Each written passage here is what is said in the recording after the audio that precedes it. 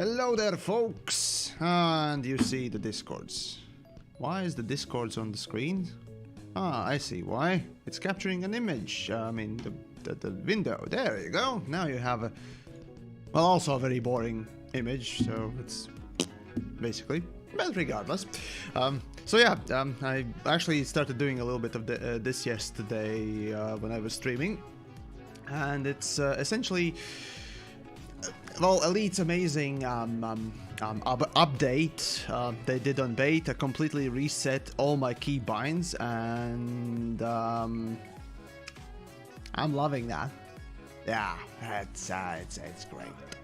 Well, regardless, not sure how many in the stream chats right now are aware of the changes the developers made, so let me know if you need a refresher. Otherwise, I'm just gonna probably, you know, I don't know, have a relatively simple evening. So I don't know.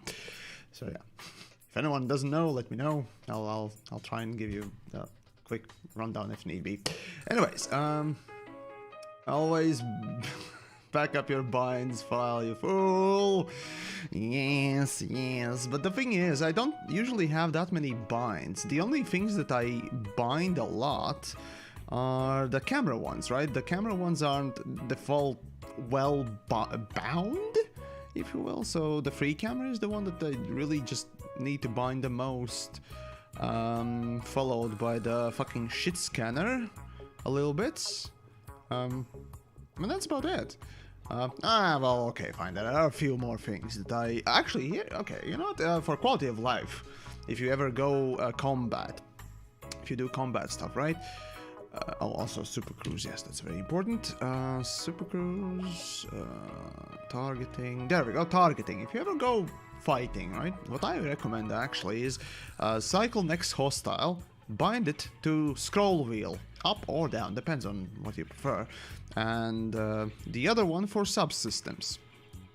You know, for up, for me it's gonna be target the next hostile, and downwards is gonna be next subsystems.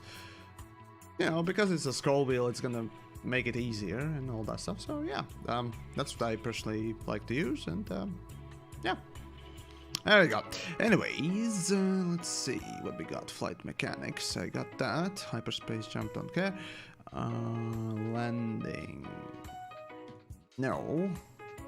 Flight throttle, that one is required. That's F1. Yes. F3. What the fuck did I put for F3? I don't remember exactly, but regardless. Alternative, don't really use that. Let's see, flight thrusts. Okay, rotations. Yes. Eee, gods. Oh gods. Okay, that right. So you guys don't hear it as loud as I hear it. Okay, so my dear, I seriously appreciate your contribution there today. Yeah. Seriously appreciate your generosity there, dude. Wow, that was a startle. I don't know why, but I wanna see TheYamiks open live on a prissy pink sidewinder. Oh god.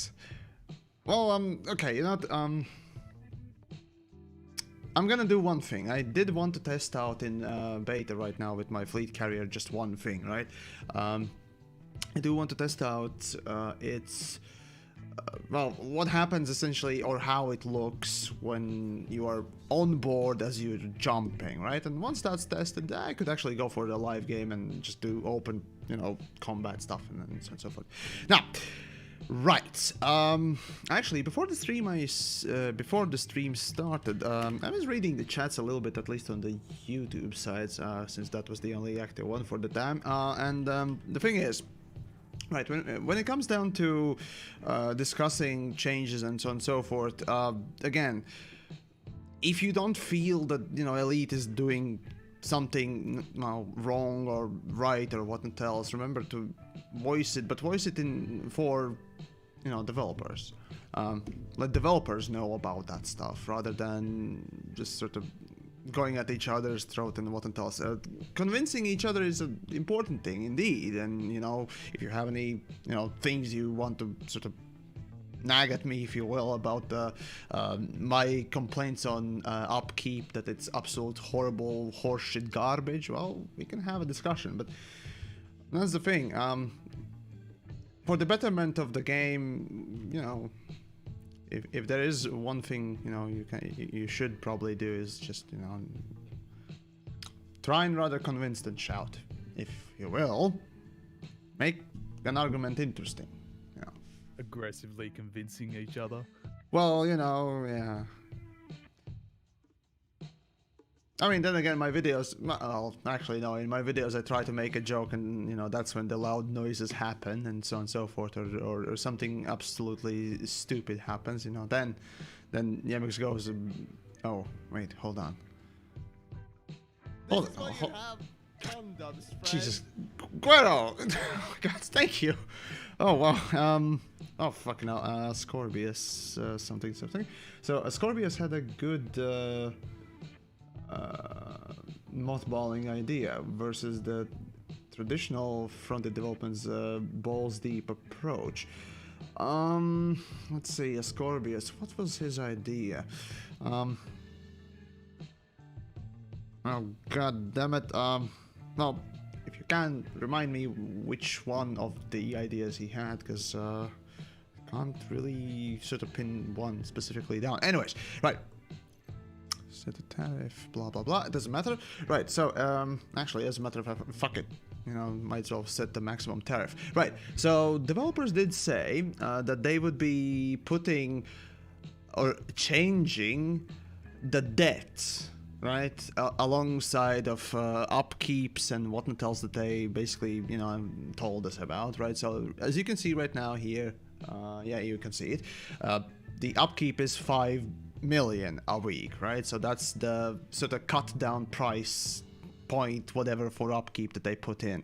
For me, that number means absolutely nothing. Not because I have a lot of cash, as a matter of fact, I don't. For me, that means absolutely nothing because upkeep, be that 1 credit, 2 credits, 10, 100, 1,000, million, or 10, doesn't matter how big it is. For me, it's the fundamental design idea and its purpose that is disgusting. Not the number. The number can be used to drain your account, but it's there to just be a ticking clock mechanic. Imagine just having, well, instead of an upkeep, essentially a ticking clock, like a bomb timer on your, you know, mega ship or a fleet carrier, right? It's about the same way I view them. So that's the thing. So yeah, yeah. Anyways, Raul, let's see. TheYamiks, great channel, great videos. Here you have a new follower. Keep it going. Ah, well, welcome indeed. Curious, your favorite video. Feel free to express it in the chats. If I'll try to, you know, see and all that stuff. So, but yeah. TheYamiks says Frontier kidnapped you, blink 2 times. First of all, how would you see blink what? I don't know. Anyways, Zilly? So sorry if I, you know, didn't get that name right. Anyways, TheYamiks, your fleet carrier has been in a depth for 2 femtoseconds. Oh, 2 femtoseconds. Alright, gotcha. Log in now and refill account, and before we take it away, take everything. Yeah, it's not milliseconds, it's femto. Yeah, there we go. Fucking hell. No, I mean, it is like that, essentially. There was actually one interesting thing one of the patrons spoke me about the other day, or I think it was yesterday or something like that, but yeah, I'll get into that. Anyways, Raisin Fox and everyone else in the chat today, well, greetings, as I bring another iteration of radio speak. TheYamiks is very sensual voice. I don't know what I'm saying. Niche, or Ni. Well, regardless which version it is, Thanks for becoming a subscriber, though. Appreciate it. Right. Back to the little topic that one of my patrons actually poked me about, right? So the patron wrote me and you know, was sort of relatively outraged and about the idea of upkeep, essentially, right? You know, that's understandable. His outrage, however, came a little bit different, right?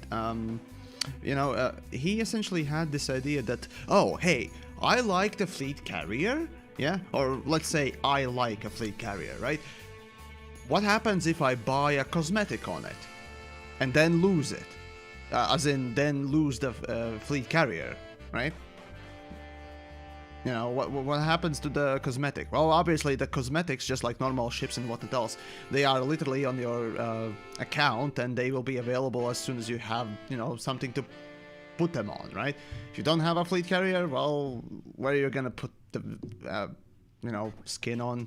I don't know, but it's still on your account once you get another fleet carrier going. But the thing is, right, the stupid part is, obviously we don't know what or how much will the fleet carrier's cosmetics cost. But his outrage was coming essentially from the idea that essentially you bought this big thing and you liked it so much that you spent money on the, you know, cosmetics. And then, after not playing the game, or just not caring, you know, to play it for constantly at least, or going on a vacation, or you know, just doing something else. Real life, for example, like, you know, we have right now. Maybe that hits, right? And then he comes back and sees, hey, the developers literally took away my fleet carrier that I paid, you know, arcs because of. Right, that idea that you're incentivized. Oh, sure, yeah, it's a nice thing, and you spend money on it to prettify it and whatnot else, and developers, you know, still take it away. It is a dick move, isn't it? Now, I personally, you know my stance, right? I say fuck microtransactions in a paid game, right? I absolutely hate them, and I think they shouldn't exist as microtransactions, right? But that's just me, right? Other people are more okay with the fact that, you know, you can buy just cosmetics, right, on a paid game and whatnot else. And whatever stance you have, there's still the fact that this is literally the only thing within Elite Dangerous universe and, well, thing that developers take away, like forcibly take away. When it comes down to power play, right, the best example or comparison, and Booney Boy, subscribe to well, thank you, I really appreciate it.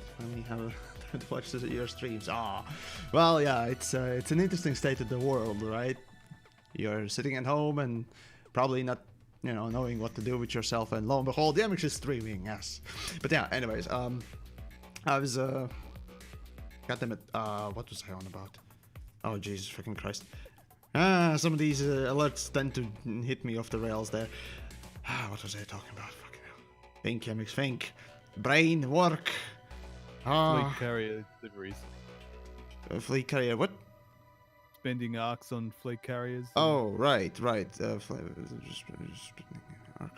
carriers. Yeah, I'm thinking, oh, God. Brain freeze right there. Oh, right, fleet carriers that Frontier takes away. Right, so the comparison between fleet carriers and power play, right? Both are penalty systems, pure and simple, right? Power play works on the principle that every week, your progress that you have made within that system gets slashed in half. Your progress, since in power play you have multiple ranks within a specific power, and the amount of merit or merits, the currency that they have, dictates on how much you have, or rather what rank you are, essentially, right? That each week is, well, cut in half. Doesn't matter how big it is, it's just cut in half. That is a penalty system, right? And what those ranks give essentially is a specific amount of credit allowance each week, as well as access to perhaps to a system. Was it this? No, it was a bonus, monetary bonus on activities like, I don't know. Oh, and thank you very much there, Dylan. Daryl, sorry, fuck, well, at least I can speak better than I did yesterday, so yay.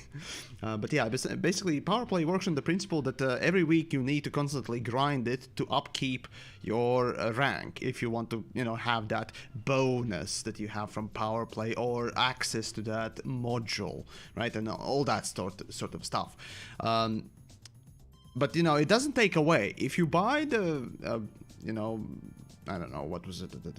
Prismatic shields. Let's say you decide to buy prismatic shields from Arsling, fine. You keep those things, even if you don't have the rank to buy them. So the only thing that is taken away from you is the bonus, because you're not upkeeping the rank, and access to buy something. Not the thing itself, right? Fleet carriers, on the other hand, well, if you don't upkeep it, well, guess what? Eventually, it's just gonna be going bye-bye. So, it is even more disgusting and way more penalizing. So, yeah. And the fact that you will be able to buy fucking cosmetics on it is absolutely laughable, to be honest. But hey, because it is another thing you can toss those things on, obviously for marketing purposes, yeah, let's just have them, right? Fuck it. Who cares if they lose the fucking fleet carrier? Who cares? Alright, so let's see. Yeah, fuck it, let's just jump to... Come on. This thing, right? Who would have enough money for liveries and stuff when you have to pay an upkeep? It's a bit different, but yeah, okay. Right, so yeah, developer, right, so those that don't follow, and Vindicator, feel free to come on the Discords, of course, as well, if you're around. We have at least one Australian already here, so, might still have another. If you're in my Discord, of course. I think you should be. I don't remember, sorry if I don't. But regardless, yes, if you want, of course, to come and chat and so on and so forth. Anyways, yeah, so, yeah, developers did change a couple of things, and if you didn't know, they did change the spool-up time for jumping. So now it's not an hour, it's a 15-minute timer. And cooldown is 5 minutes before you can jump again, right? So total time between jumps is 20 minutes. I was okay already with 30 minutes. That seemed like an okay-ish time. At this point, yeah, okay, 20 minutes, fine. That makes it a bit more rapid. Also, the fact that you'll be able to, jump more frequently, or rather without resupplying a lot more, because the efficiency of fuel will be... Oh wait, no, it's gonna be the next debate when they will introduce it, I think. Well, regardless, the point is that, yeah, it's just, okay, they listened on those things. Sure. But the main game loop, they haven't changed. They haven't changed the intended game loop, which is, again, literally just making sure that you return to the game constantly, and it's kind of sad, to be honest. Anyways, I saw a couple of questions. Sorry if I don't answer all of them. I try, right? So, first things first, let's see. Vinny, hey, nice to see you. You see, you just came up with a good idea yesterday, TheYamiks, regarding upkeep. He said that upkeep should work in the same way way crew members work. Instead of paying them, they get a percentage of your money whenever you earn some. Well, technically, your megaship can earn things through tariffs, right? Through tariffs, pure and simple.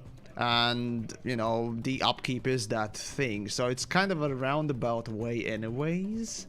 But there is one difference you can go with there. And I had my own idea. What about your megaship has a certain space that you can put for, shipyard and whatnot else, just like right now, and you can choose what stock to put in it. Yes, you don't have to pay for the stock. You need to just go to a place that resupplies the fleet carrier with the stock, right? The only thing that you need to do is just literally go back. You don't need to, issue the buy orders and what it does. You buy and resupply, and if anything from your fleet carrier is sold, you only get maybe 5%, maybe 1%, better yet, right? Fuck it, 1% would be good enough, right? Refueling, repairing, everything, just you get 1% out of that.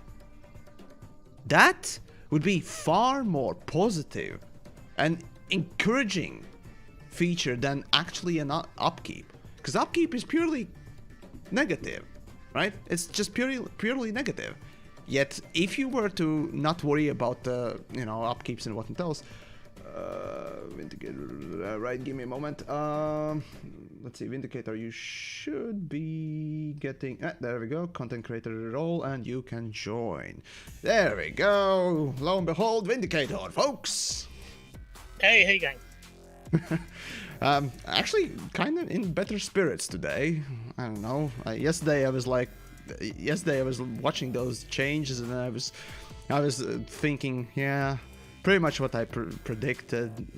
Nothing really different, and I'm depressed because they don't really want to change the game. They don't want to make it positive. They still hold to that manipulative game loop, and I mean, in a way, why am I surprised? But on the other hand, I guess kind of hopeful that they would, not be pricks. Anyways, that's just me, Well, maybe this is like a first step into something else. I'm not too sure. I mean, it just seems to me that with all the additional costs of everything, I'm glad they brought it down, but still the ongoing cost is a bit of a problem. Well, the thing is, yeah, sure, there are plenty of people right now, going around saying that, oh yeah, they listen to us, or oh yeah, the values are so much better right now, right? And Exigius, I think himself made a stream with the title of, it's so much better, and that's the thing is, okay, my sort of perception, mentality, and demeanor and appeal and what I go after is a bit different from everyone else, right? My sort of idol in some way is Gordon Ramsay and such movies as Whiplash, especially the end, really tells quite a lot to me, and that inspires me in a lot of ways. Well, sure, I would probably crumble on those people, be that the movie or Mr. Ramsay himself, right? But I still understand how they do these things, and I try to at least apply as much as I can of those principles to my own life and to others as well. Try to push them in some way or another. That's why, in a way, yeah, okay, YAMIKS is always negative. YAMIKS always critiques. It's never good enough. Because that's the thing. Fleet carriers are still bad. That's the bottom line. It still has upkeep. It still has manipulative gameplay loop rather than a positive one. Well, it's like when they brought them out and that we had all these problems with them, and everybody's saying, it's like cutting our feet off. And now that they've made the changes, they're saying, it's only cutting our toes off now. Yeah, so it's better. But but they're still cutting our toes off. Yeah, I actually had this wonderful idea while I was scripting another video actually today.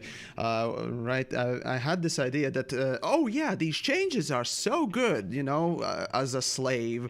Instead of getting 50 lashings a day, now I get 3 lashings. It's enough to, that one lashing day is basically stretched out over multiple weeks. It's so great. Yeah, I like being lashed every, day or so, a few times, And that sort of mentality I definitely don't want to have. The principle, the idea there, right? You have to push for a proper good rather than just an okay state. Yeah, the thing is, I kind of agree there has to be something there. There has to be some kind of upkeep or something that you need to pay to keep the station, keep your fleet carrier running, but it should be something that can be offset against earning something from your carrier, having the NPCs interact with it in some way, or some other way. Because, yeah, I just don't. I know there has to be a downside to owning a fleet carrier. It can't just all be positive, because they are a big resource, and you've really got to there has to be some kind of negative impact to them. But I think just forcing people to grind weekly credit amount for them is just not really a good way to do it.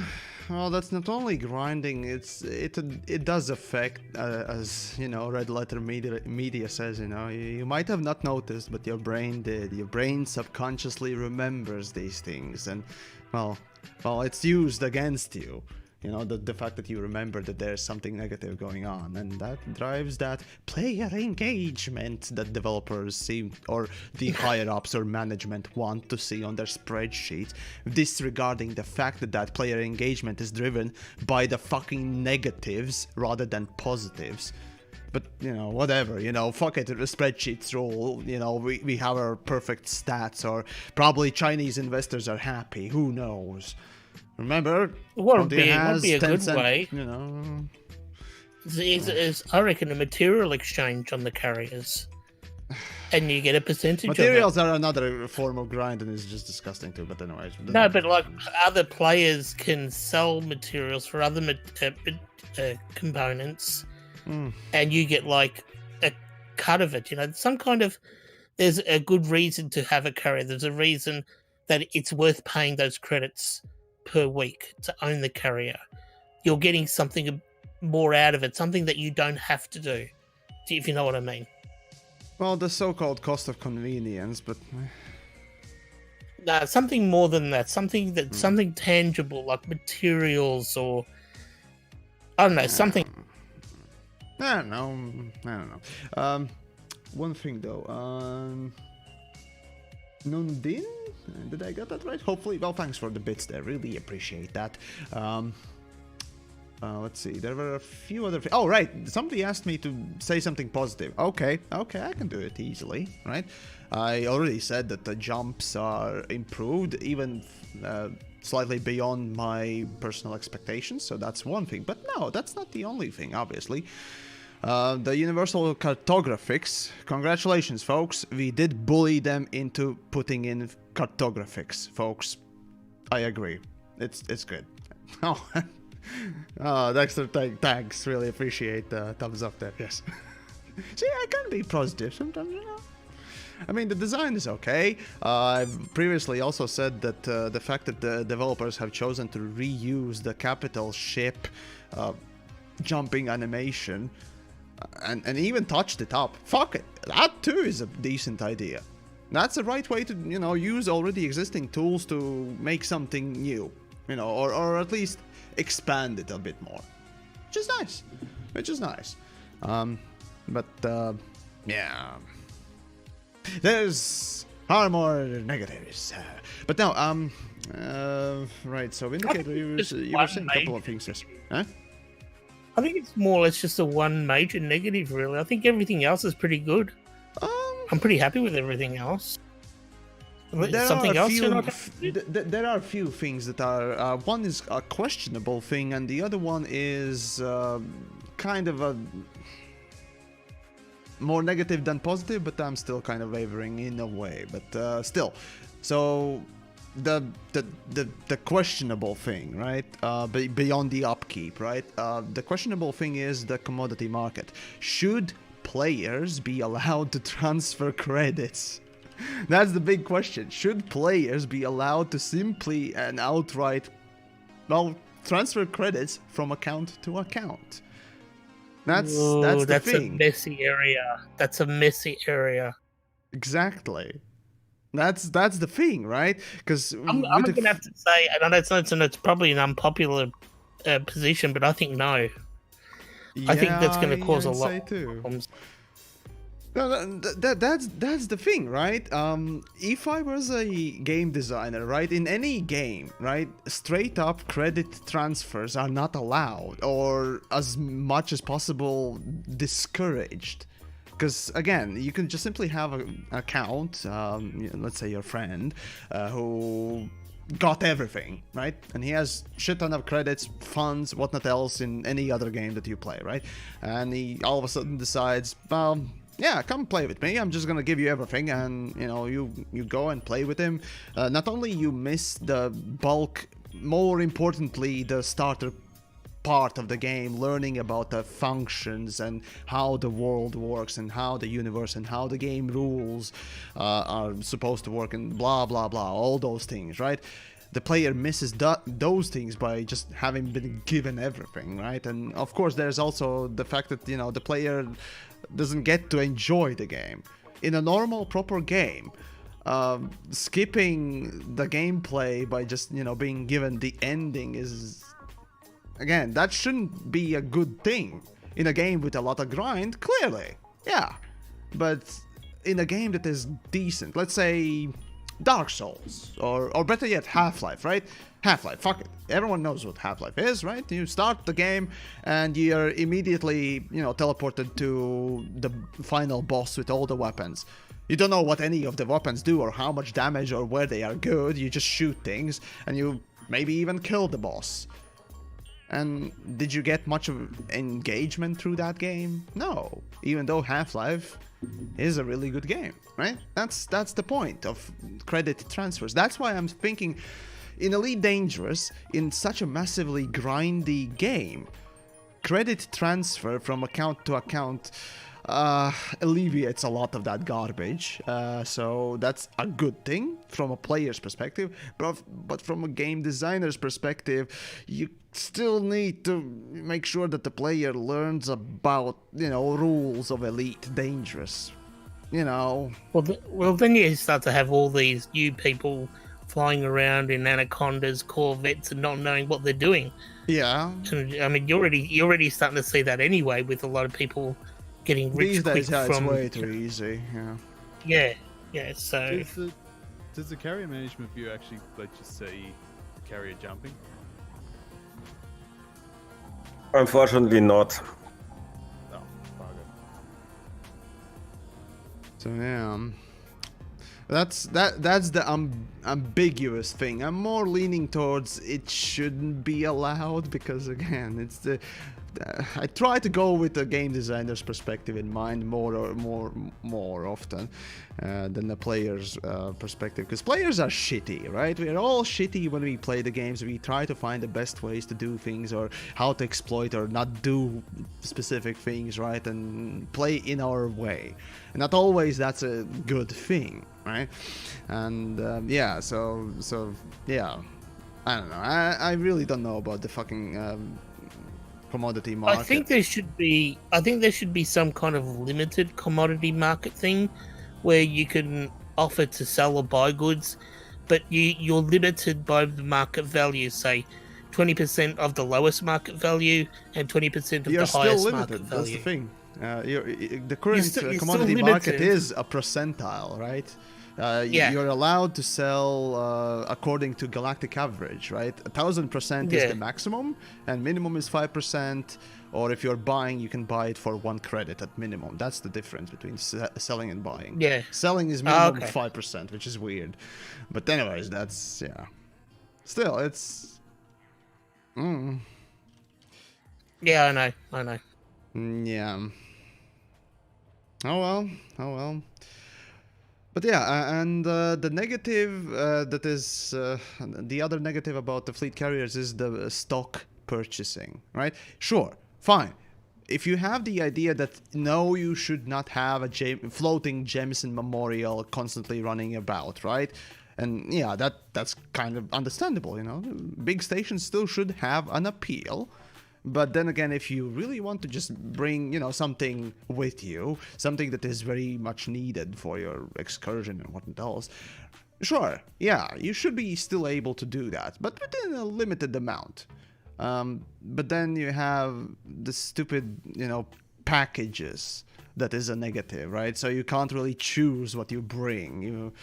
And then again, that's done for, I assume, lazier reasons, because oftentimes when you see packages being sold to a player, it's done in one of the two reasons. One is to essentially get more money out of you if it's a cosmetical bundle and whatnot else, clearly, or if it's done for, in-game, grindable money's worth of stuff, it's done for storage reasons, or easier controllability reasons, because, if you have a bundle, you can you don't need to control like bazillion utility amounts and make so many comparisons and QA testing hell and whatnot else, right? Or planning hell. You don't need that. You can just simply go and have a bundle which minimizes, or at least reduces by a lot. It simplifies the whole back end process. Yeah. That's what it does. So that's the result, really, and that's why. And that's your problem, not mine, right? As a player, that's not my problem. Though you make it my problem now by alleviating your problem. So, Well, you could look at it from the fact that they're also helping us to create a more stable system. So it runs properly, runs smoothly. You're not going to have any massive glitches. There's a couple of ways to look at that. Sure, But I mean, there's a perfectly good balance is being done on many games. That's the thing. There are plenty of games that have proven that it is doable, right? So yeah. But there could be also that these things might happen in the future. Like, I think we're all pretty aware that FDev don't really play their own game. And I think it's that they sort of like give it to us, see what we do with it, and maybe make changes to it along the way. That's what I'm hoping for, anyway. I don't know. We'll see. I don't know. But yeah, I don't know. But yeah, the stock one. Yeah, the stock one's the negative one that I personally still see kind of an. Instead of that, just have a limited amount of things you can put in, and not being able to set any tariffs on it. You just simply, you don't need to pay for it. You just select what you need, you put on it, boom, you're done, and you just simply get 5% off the selling, or sell price if anyone sells. And by the end of the week, you get a bonus of that, percentage back.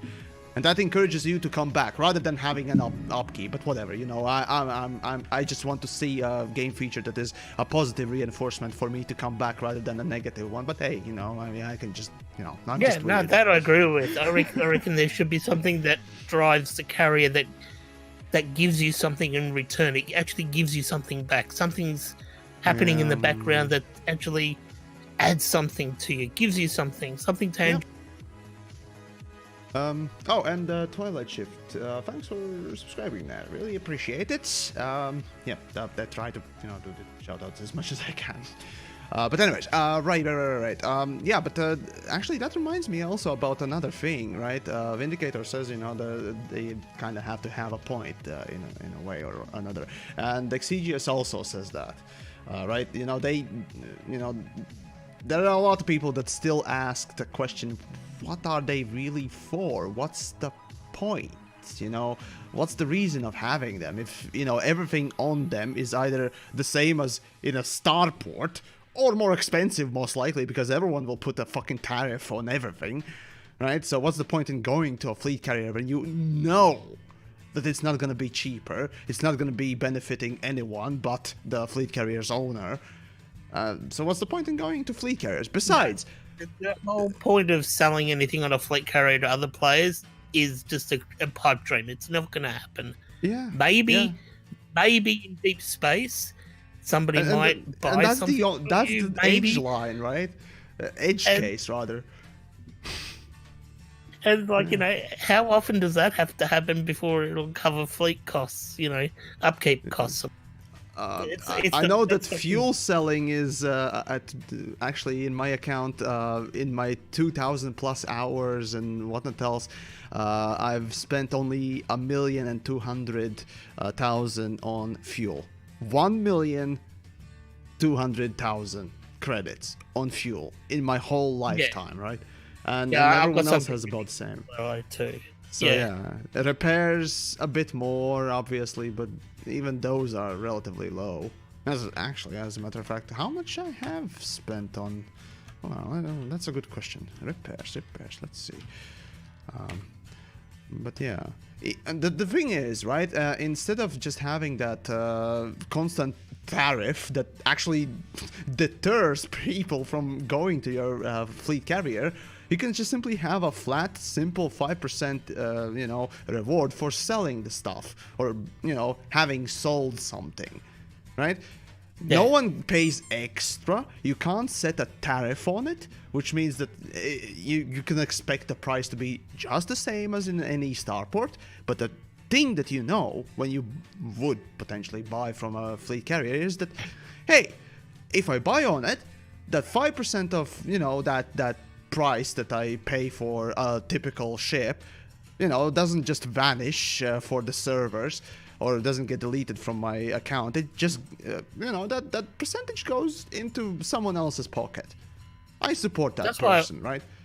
Yeah. And I think if they made them accessible to NPCs. Yeah. Also, So, you I know, don't know.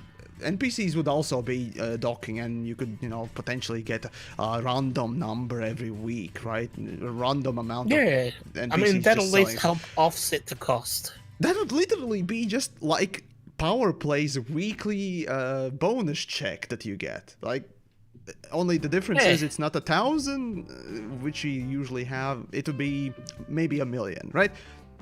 1,000,000 a week as a bonus is still way better than a fucking 10 million penalty every week. Exactly. Who wouldn't log in to, you know that, oh, you know, if I log in, I get 1,000,000. That's it. Fuck it, it's still money. That's the thinking process. There is one problem with that. Then people could just say, okay, I'm gonna leave the game for a year, and I'm just gonna let my carrier rack up 1,000,000 credits a week. Well, that's the thing. You can set it at the limit. You know, you can only deposit that check every week, and if you don't take it, you don't get it. Yeah, you could do it. Yeah, you could know? do it that way. Yep. Right? And the credits spent on repairs 72 million, right? Even if you get like from tariffs twice as much, that's with the current state of things, that's not enough to last. Let's see, that's about that's okay. 8. Well, okay, fine. 8 to 16 weeks. Not 16 weeks in my lifetime. That would support a. Actually, no. I need purchase the service, which has extra upkeep. So that means, yeah, that's technically about 8 weeks that my lifetime of play would buy on a mega ship if I were to, you know, do the repairs for twice as much money. That's stupid, right? So you won't make any money out of repairs, you won't make any money out of fucking munitions, as a matter of fact, even less, and even less you're gonna be making out of fucking fuel. So those 3 services make you absolutely no money in any meaningful way. And saying that, oh yeah, you can, yeah, it's just, sure, you can say that more people bring in, you know, cash and so on and so forth, but how many people will rather go to a fleet carrier where probably it's going to be twice as expensive than on a nearby starport, right? Unless there's no starport around, obviously. And that's, yeah, very, very rare. But even then, there's a starport in the bubble at least 1 or 2 jumps away for sure. Yeah, exactly. And even in deep space, surprisingly, there are plenty of, you know, asteroid bases these days. And whatnot else that will sell or, you know, sell repairs or whatnot else. So that's kind of a stupidest thing, though. And yes, indeed, it's Vindicator, folks. So yeah, we nabbed ourselves a Australian. Yes. I know, it's catch and release policy. Oh my. Well, yeah. Let's see. I actually have a couple of questions from the chats there in a bit. Official wizard, right? So Yami, someone said earlier about limited market. That was Vindicator. How about market that can only be bought and sold on carriers? That way, it gives a reason to go to them. You mean by having unique things to sell on them? In which case, maybe, but that would still be more of a grind than anything else, and that would be very unpredictable gameplay still loop that you would create if you would only be able to sort of buy specific things, and if person wants to, you know, unlock something with that or do whatever, right? You would have to hope that, you know, by the end of this game's lifetime, there would be a fleet carrier left somewhere that would sell also. So no, that literally is a very volatile gameplay that, yeah, would not. Plus, how do you find out what the value of that product would be? So, yeah, right. And then with the background simulation, there'll be a nice. Yeah, maybe. Let's see. This is the problem with the lead. TheYamiks has a fleet carrier and. Fleet carrier has, okay, and I still can't tell if anything in game has changed. Have to see. See, go through countless menus. Okay, gotcha. And yeah, 2.5 years for fleet carrier. It is quite. What about this? What about if you selected a specific role for your fleet carrier, say for mining? And your fleet carrier gives you an added 40% bonus to mining, whatever it is that you're mining. So you get 40% more of it. Knowing the track record of Frontier developer team for Elite and their relation to percentile-based buffs. Engineering, I wouldn't trust them to make it fair, balanced, or actually enjoyable. So I much rather not have that. Besides, that'd be Power Play 2.0, because Power Play has also those. Like if you set up your carrier for bounty hunting, and then you get an additional 30-40% bonus on top of whatever it is you've earned. Yeah. So, it gives you a bonus to whatever activity that you... Remember the first trailers and information that we got about fleet carriers when they finally started announcing them? Remember, they actually had them. They had those ideas that, we could, you would have preset loadouts for these things. I wonder how those worked. if they actually had to axe them. I wonder how bad those were. Jesus. The first good ideas that they had, and they got rid of them. Damn it. Who knows? Maybe those were even more horrifying than these. Who knows? Oh well. And there's a question, right? So, Yamiks, what do you think? What do you think connecting carriers, 500 light years, lighter jump range for smaller ships for a fee? Connecting carriers equals 500 light.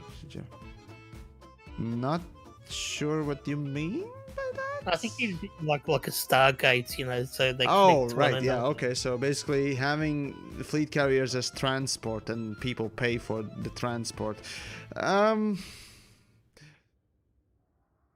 Yeah, it's still dependent on players, since NPCs don't land on these things and so on and so forth. Yeah.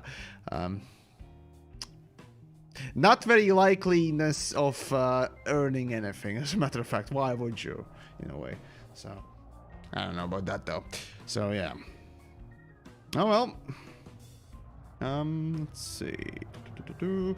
But, yeah. Things in place. Okay, good. Lights a torch. Oh, yeah. Everyone's, going for a witch hunt and so on and so forth, But, yeah, the fleet carriers just... I don't think people have a problem spending money on fleet carriers. That's not the issue. No, it's the recurring costs. Yeah. It's where you lose control of this fleet carrier if something goes wrong in your real life. It's the threat of that you might lose it if something happens. And I think that's a crappy thing. It is not only that, but also the manipulation of that particular mechanism too, right? It's just the thing is, right? So fleet carriers, their base idea, right? They are meant to be for, or rather, they are, as developers say, for the end game-ish thing, or for basically players who have played a lot of time, or players who have a lot of money, right? So, fine, have that massive trophy, right? You can essentially have fleet carriers as a massive trophy as an end game trophy, right? And all it does is just sit there and be pretty. No one would be angry about that. No one would be. And really, okay, fine. If you want to put that carrot, that pointless carrot somewhere at the end of the game, fine, sure, why not? Problem starts to arise when you start introducing, things that will make them unsustainable, right? So essentially, you have to pay for that upkeep of the trophy, right? I tend to have this comparison in my rhetoric that, essentially I compare it to, let's say, Doom Eternal or Half-Life or whatnot else, right? So essentially you finish a game and you get that trophy, and you have to constantly play that game once in a while or log in just to keep that game's ending, or rather have that done. It's just, no, right? I get it that Elite is a sandbox, it's a live service game, it's sort of a thing, but that's sort of the easiest way I can compare it, right? To the same sort of ideal if it wouldn't be a live service game, if it wouldn't be a sandbox game or whatnot else, or a game without a goal, right? A normal game, that puts it in a perspective. That's the point that I'm making there. So if you want to have it as a trophy, and even if you want it to do something, well, have it. Give it to the people who can afford it. Fuck it. It's not like there's any meaningful in-game economy in the game anyways. You can't tank it. So at this point, if people have enough credits and they want to spend it on this thing, just give them. I mean, for fuck's sakes, the players will still, grind for it for hours on end. And if the player has spent in your game 1,000+ hours, what more do you want from that player? Do you want that player to already just not only have that 1,000 hours, you want that player to repeat those 1,000 hours as a job on a yearly basis? I get it that predictability is a nice thing, like in your finances, in your spreadsheets and whatnot else, but no.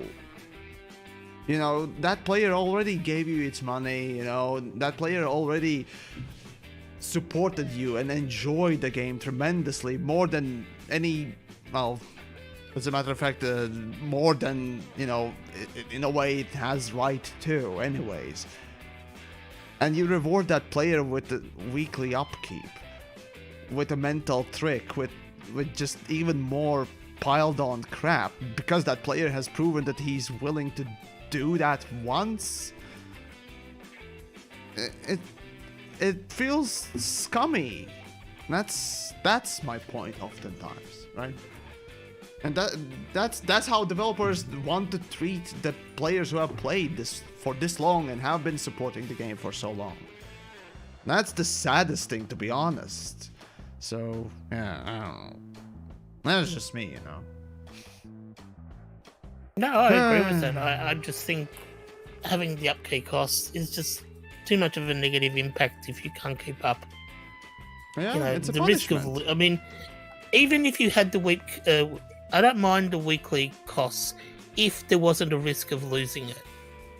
If there was some other mechanic involved, like if you were away for a while, then the ship went into automatic mothball and it was unavailable until you come back, and then there was a cooling off period where once you come back to the game, it'd be like a couple of days before you could get it back. Something like that. It's just, I think losing it's just not the right answer. And the fact is that it's so easy to lose as well, right? It's just 10 Yeah. weeks at maximum, or no, the minimum rather, right? Okay, 10 weeks. So what? That's 2 months, 2.5 months. Really? So So go exploring in your carrier, and yeah. how much can you explore to say keep up 20 million credits a week for the upkeep costs of the carrier? That's a lot of exploring you're going to have to do to maintain that carrier. Or what you'll have to do is spend a couple of weeks beforehand doing low temperature diamond mining, save up a few billion credits, so then you'll have all the money you need to go exploring for a year. Yeah. No, it's just.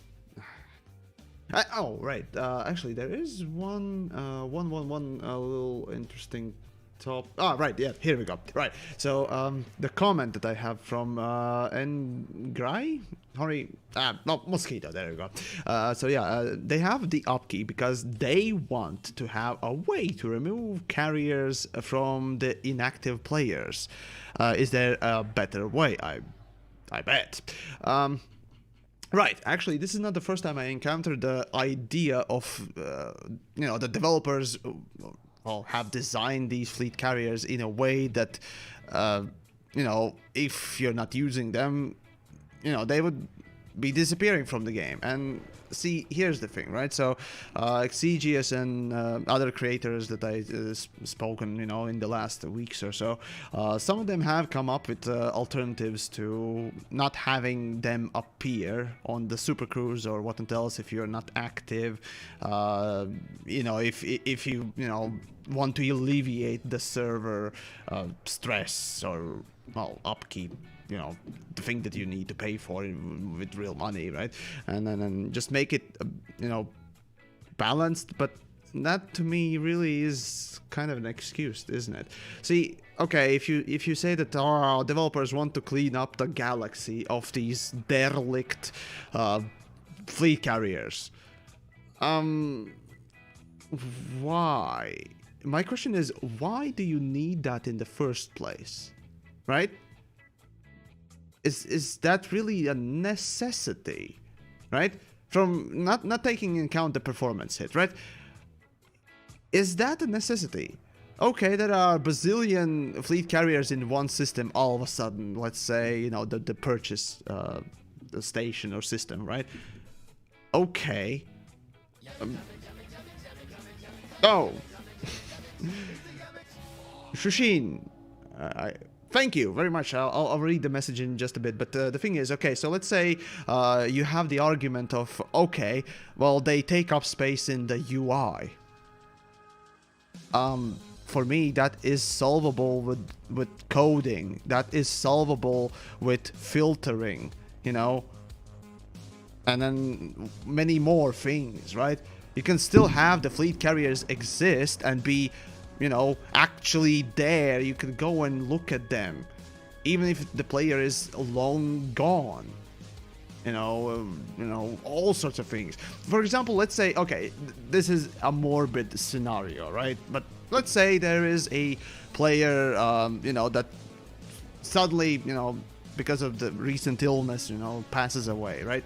And his fleet carrier still floats in space.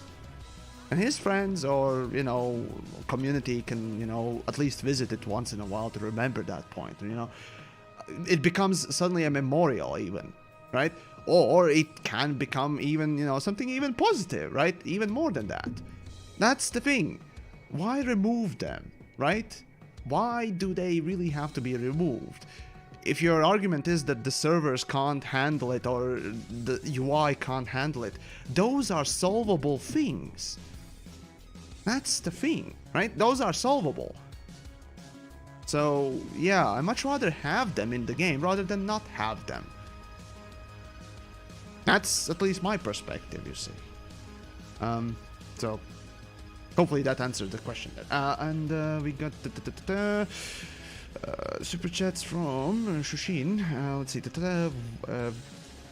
would an increase in the purchase cost of the fleet carrier to offset the removal of the upkeep be balanced, i.e. Going from 5 to 9 billion if this is designed with end game players in mind, what's the additional 4 billion?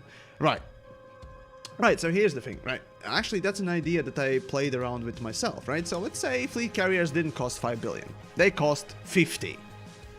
And there wouldn't be a potential to remove them at all, right? Technically, with, you know, the current state of things, let's see, technically 50 billion should be enough to basically last till the end of Elite's, I think, till the end of Elite's lifetime, in my opinion. But still, it's more interesting to have a fleet carrier that is basically just, you know, for shits and giggles, massive fucking thing, right? In any game, there's just cheats at the end, oftentimes. Doom Eternal is a great example, right? Or for example, Flatout 2, if any of you play, right? There are just cheat cars, there are cheats in general, right? That you, after finishing the game, just go for and maybe not grind, but, you know, just go insane with something, right? And why not have a fleet carrier that acts like that, rather than be that negative sort of effect on a player who chooses to go for it or uses it. So yeah, it's not. I've said this time and time again, right? About the upkeep or anything within this game. It's not about the values. Values are fine-tuning the idea that has come before. The idea in the first place. When that becomes shit, or is designed to be shit, well, now then, no, we have a fundamental issue. And upkeep is a fundamental issue, where not the price or the value of it is really the issue. The fact that it is designed to provoke a specific action and result out of the player that, you know, I disagree tremendously with. So yeah. There you go. That's the explanation, if you will. The question is, how many bytes singular, does storing the data actually take on the servers? I mean, the names of who discovered the systems are stored anyway. Oh yeah, I didn't even mention that technically storing megaships, I mean fleet carriers and so on and so forth on elite servers. Come on. No, those don't take a lot of performance. Say what you will, it's not tremendous amount, and considering especially, you know, the advancements in, you know, technology these days, it shouldn't. Unless you're literally running elite servers on fucking Raspberry Pis and whatnot else, then you may have a problem. You know, considering that Braben has the Raspberry Pi, or was he board of directors or so? Well, regardless, he's involved. Co-founder of the foundation. Yeah, there we go. So yeah, if he actually made the servers run on fucking Raspberry Pi, then we have more bigger issues than just having, you know, servers not handle things. In that case, cue the Anchorman meme. I'm not even mad. That's amazing. I mean, yeah. Oh, sorry. Yeah, I mean, in a way, it can be amazing. Yeah, that something as impressive can be run on something as small and efficient as Raspberry Pi, right?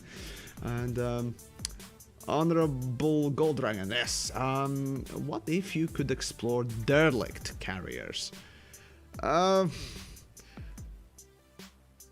Space legs, anyone? Sure. I mean, okay. I honestly am more interested in generation ships myself, and even those tend to be quite boring. So, depends on whom you ask, maybe. But yeah, maybe, sure. Anyways, let's see. There were a few other questions. Gamers Cafe. Let's see. TheYamiks, but servers have been able to handle the fleet carriers. Would be a be a problem. From what I've been seeing, they use a peer-to-peer network setup. Yeah, Elite Dangerous is a peer-to-peer game essentially. So yeah, it's not great. Let's see, and that network should be able to handle for having a fleet carrier, and having a few friends connecting. Yeah, the peer-to-peer is depends how it's handled, right? And Fudgemaker, hey, thanks for becoming a member there on the YouTube site. Really appreciate it. So yeah. I don't know, the technical side of things, again, there are so many ways you can go around or change things, and these days having the technical, or rather we can't implement this thing because there are technical issues, really only, you know, is appropriate for, well, game, or not game breaking, but technology leading stuff, essentially. Technology leading, you know, coding, whatnot else, you know, something like back in the day Crysis and whatnot else, visually speaking, right? And then if you're talking about, you know, let's say player numbers and servers handling things, then a game like PlanetSide, or at this point Eve 8 Ether Wars, right? There was this big demo a little while back about bringing in thousands of players in one server, and then having the cloud, sort of cloud gaming, not cloud gaming, but cloud-based server thing. God damn it! There was this thing that they tried to bring in, basically 10,000 players in one server, or one sort of place, not server meshing, but it was something different. I don't remember, but yeah, I mean, server meshing is another little interesting thing that Star Citizen attempted, and eventually said that nope, we're not doing that. So yeah, but Elite is not doing any of those. Elite hasn't innovated in the technology field since the start, really. Yeah, procedurally generated universe is, yeah, okay, that's a new thing. You know, maybe building procedurally generated planets and whatnot else. Okay, that's another one, about the same as, you know, the universe in some ways, or not another, but whatever. But that was on the launch of the game, and since then, really, improvements that they have placed in the game haven't been, you know, anywhere near the groundbreaking levels, or you know, something unique like that. At least in my eyes, of course. I might be wrong on that. Still, it wasn't a dual universe. Nope. It was Aether Wars, I think it was called. Yeah. So, but yeah, EVE Online did help them out with servers and whatnot else. So yeah, they at the end called, you know, EVE Aether Wars or something like that. So yeah, it was a mess, essentially. It really didn't convince me that it's, you know, gonna be better. It was super laggy, it barely worked, but I mean, okay, fine. You're trying to bring in 10,000, you know, players plus NPCs, or just NPCs, along with a couple of thousand of players.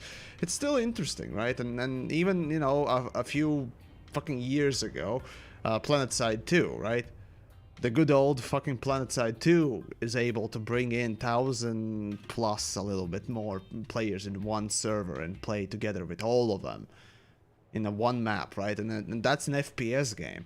That, back in the day, was truly impressive. We got the Guinness World Record. I took part during that time, as a matter of fact, and I remember it tremendously. Recently, they kind of broke it, thanks to Spiff and Brit on Cobalt, I think. But even so, you know, I don't know if that was official, though. But regardless, the point is, yeah, there are some things that, you know, are, you know, industry leading or industry firsts, but yeah. Fleet carriers, just no. Sorry, but it's just not. So yeah, the technical aspect that we can't do this is kind of an excuse of just simply not giving your developers enough time to, you know, make sure that it works. At least that's how I tend to see these things. Of course, since developers don't share the information oftentimes when it comes to difficulties and why things are released and so on and so forth, it's disappointing. I wish they really had more communication with their player base. Right. I think it'd be. There just really needs to be a lot more communication. You know, they could have come to player groups and said, hey, how would fleet carriers work best with player groups? And get some ideas from them, because what they've done now is just like, oh, let's create something and just basically throw it at the wall and see if it sticks. And it hasn't.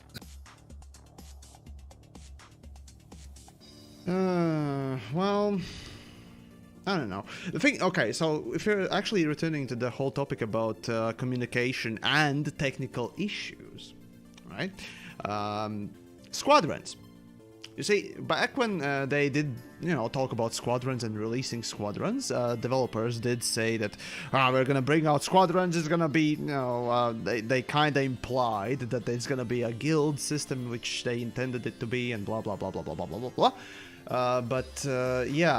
Upon asking further questions, it's like, well, we're gonna be very vague on what it is, and we're just gonna release a couple of things and really not tell you much what it's supposed to do. We're just gonna say what it does, and you draw conclusions what it's supposed to be, right? They are not specific on anything. It's like just intentionally leaving out those important design ideas and, well, philosophy points that should at least indicate what it's supposed to be oftentimes. And they're more clearer on fleet carriers, which is kind of nice to see that they're not so fucking vague. But the technical aspect, right? So back in the day, they did talk about the squadrons, and they said that it's gonna be 250 player squadrons, you know, 250 for a guild. That's so fucking small, especially considering that, you know, on each platform, the universe, everyone's playing together, technically, right? For that sort of a thing where it's not limited just to a, you know, region or a server, it's so small.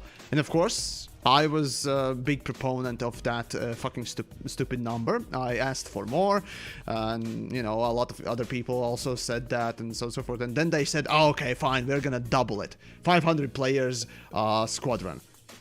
I have a fucking squadron right now. As a matter of fact, I'm gonna fucking show you. I have a fucking squadron that is full. And there's another Dead Horse squadron that is also full. Actually, no, it's half full. Right? And I stopped promoting it. But that's... Oh, God!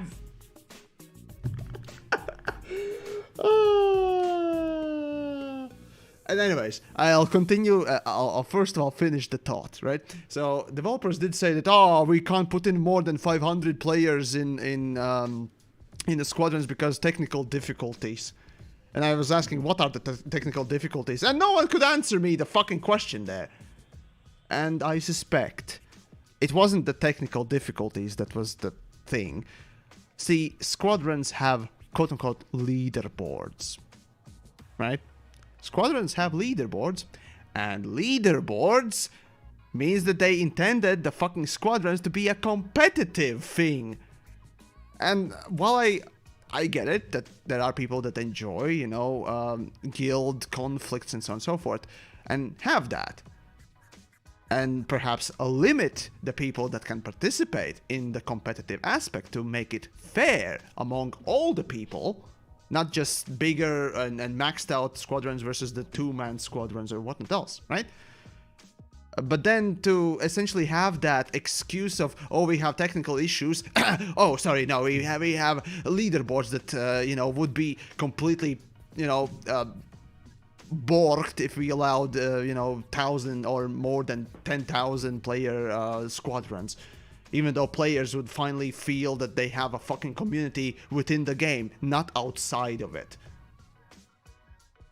That's the squadron downfall. The fact that they didn't communicate. And my conclusions are drawn here.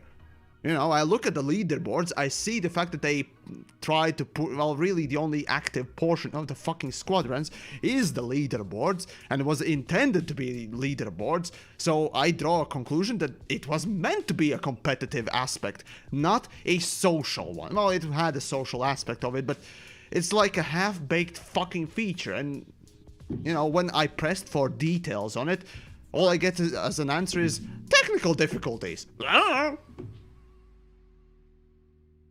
What can I do with that as a person, you know, who makes videos? You know, media. Fuck me, basically. Well, there you go. And then you start to wonder why is TheYamiks, you know, constantly bitching about this shit. Well, anyways, what happened right now on the screen is essentially, actually, let's see if I can replicate this. So I was in beta. I tried to accept. Oh, look at that. There's another bug. Oh, God. So I launched it and it crashed again. So, hold on. Let me do a double fart there, because, you know, it deserves this. I'm going to have to go. It's 3:30 in the morning here. I'm going to go to bed. Alright then. Well, you take care then, Vindicator, and everyone. You too, mate. You know, Catch you later. like See everyone. Elite's videos. Vindicator is making videos on Elite. Hopefully these days as well. So go check him out. Thank you. See you, mate. Alright. See him. And Arctis Wolf for some beer. Appreciate it. Right, here we go. And then cheers to you as well, yes, Wolf. But anyways, yeah, what I was doing essentially, I was attempting to accept people in the squadron, right? While I'm in beta. I have a suspicion that beta communications caused some issues with squadrons and not to work. So here we go, folks. If you can't, and if this actually... Cheers to you. There we go. So yeah, if this is actually transmitted to the live servers, then essentially the fleet carriers broke the squadrons, which they were originally supposed to be part of, which is also an ironic point, but whatever, fine. Give me a moment, let's see what happens. Okay, right, now I'm gonna spam. Oh my God, it does! Okay, that's a predictable fail. So basically, if you click on the accept button too much, or more than once, it crashes immediately. Oh, I love it. Seriously. I love it. It's amazing. Oh, effing chats, folks. Yeah, this is great. This Elite is, oh yeah. Oh, bravo. I'm not that's not a UI bug, I assume. I am betting on a use of the free bug. I have no idea. Oh man, this is great. Yeah, stop making them look bad. Button pusher, you know I do not do that. They do this to themselves. It's not TheYamiks who is doing that, it's the devs themselves. Exactly. I mean, if the game's broke, what do you expect me to say? Oh, sorry, this is TheYamiks making. Oh wait, no. Where's my task manager? I'm definitely making combat logs. Yeah, there we go. I'm to be blamed. Yes, folks. Elite is perfectly a fine game, and it works constantly 100% all the time, and there are no issues in it. It's amazing. It's huge, and it's great. It's amazing. Can this UI bug be used for combat logging? Methinks yes. Though the problem is, you will eventually run out of things people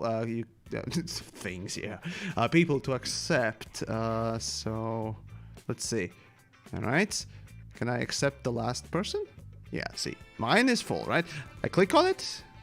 Oh my God! It crashes still. Yes. You can make it predictable. It's time to combat log, folks. Hey, you're losing a battle? Try to accept too many people in your squadron. Yeah! Or spam the buttons. Yeah!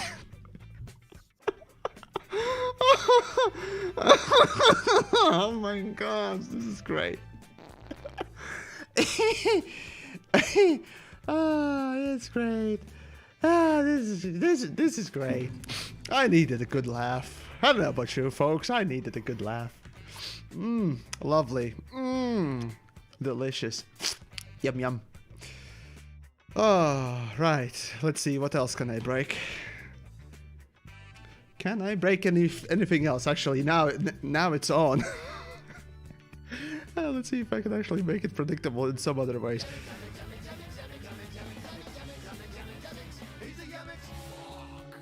Tell me the Blitz or Blitz. Blitz. Sorry. Anyways, thank you very much for your contribution there. Let's see. It's not a bug. It's a feature. Oh, you're right. Yes, it is. It's a developer approved combat logger. There we go. Yeah. Great. And stop making the game look bad by making people look at it.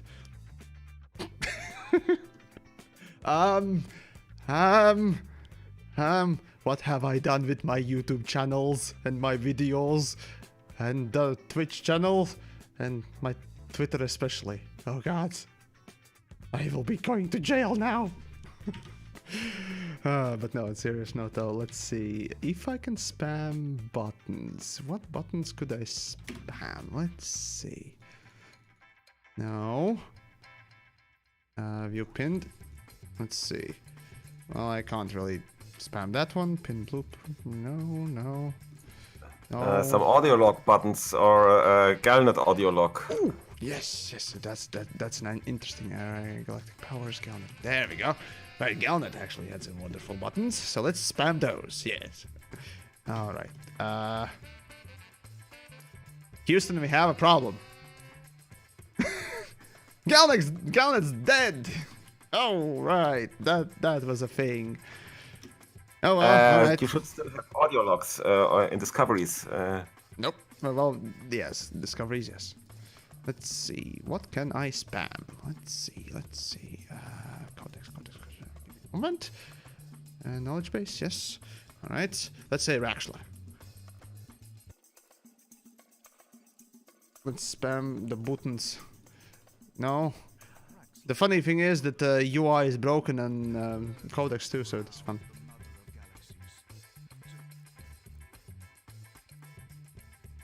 No.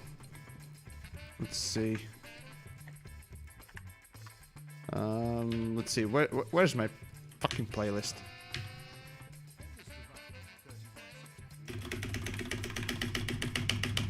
Ah, damn it. All right, it ain't working. Damn it. Okay. Follow me. Ooh, this is perfect. Can I? Oh wait, no, I can't really spam it. Save and load. Maybe saving and loading. Yeah, fuck it. Though I can't really spam those. Yes, just yes. Why are there different backgrounds? What the hell? No. Can I just over spam this stuff? No, 9. Ah, damn it. Alright, I can't spam this. Alright, well, I assume that's no by arcs, no. Bad.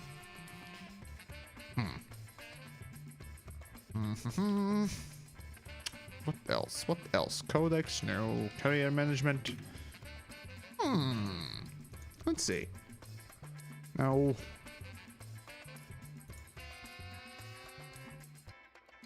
No, tested enough of this, so that's not gonna work. Commodity, budget, draw,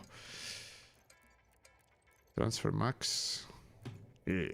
Well, at least they put in a button for transferring max.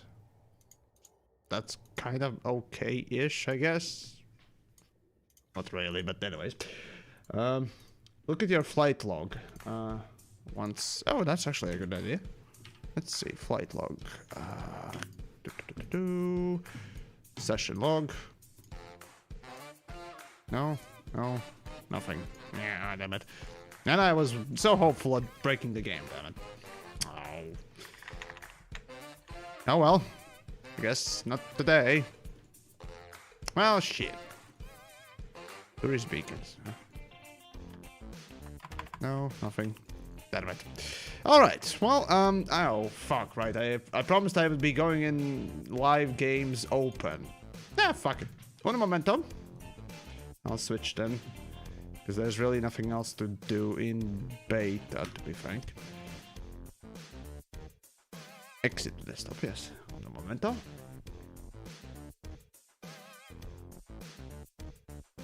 Let's see. Right, let's go for some PvP at the end of the stream. Why not?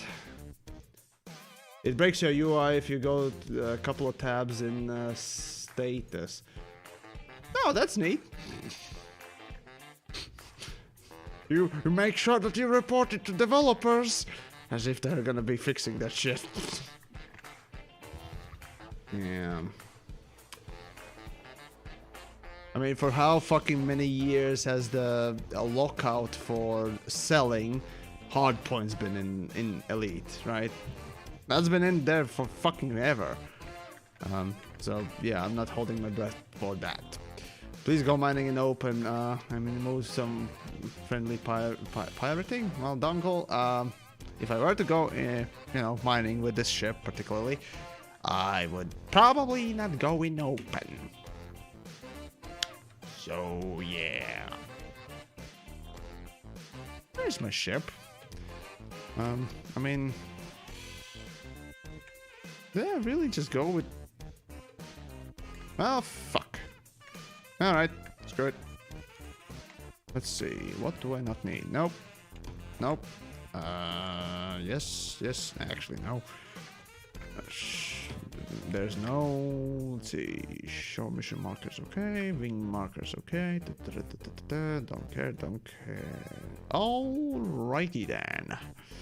Well, time to get my ass back to Shinrata in that case.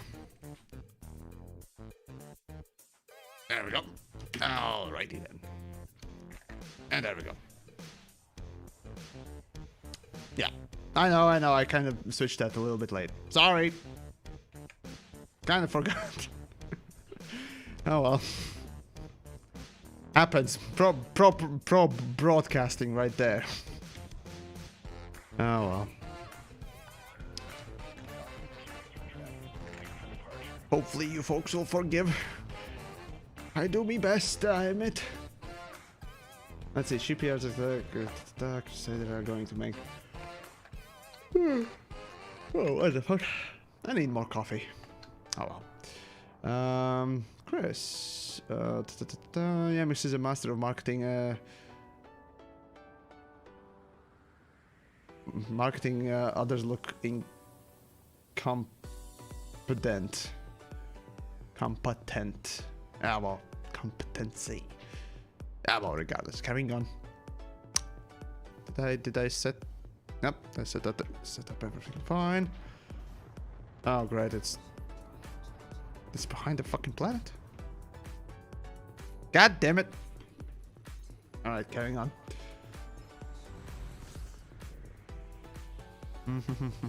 Oh, got some friends. Alrighty then. Accept. Everyone's getting accepted. Yay.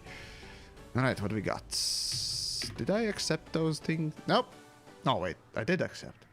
Yeah, I would recommend you join the Dead Horse Squadron number 2. You know, that one has space. Hold on. Just let me get back from this stupid thing. Anyways.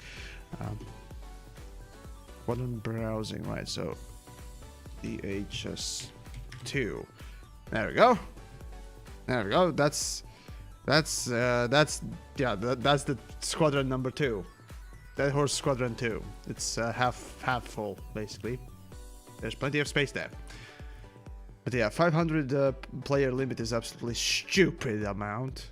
So yeah, ugly as fuck. Oh yes, it's what I use as a representation of a proponent in my videos, as in the "YamiKs, don't do these things, you bitch," sort of a thing, you know. So there you go. Anyways, let's see.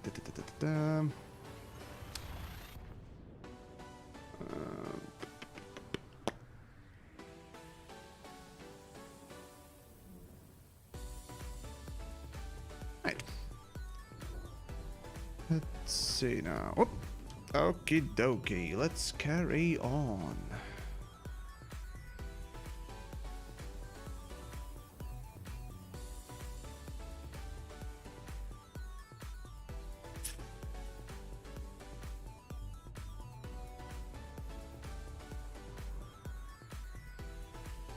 Okie dokie.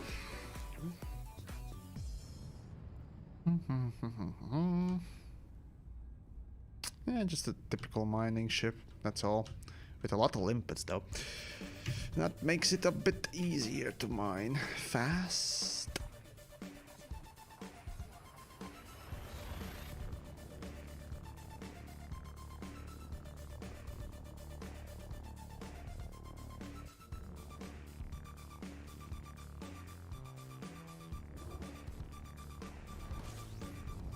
No solo, what entails to hide in Star Citizen? Well, Star Citizen's not even a game yet, so there's really, yeah, it's just, there's no penalty for dying, there's no penalty for anything really, it's just a time gate, that's about it.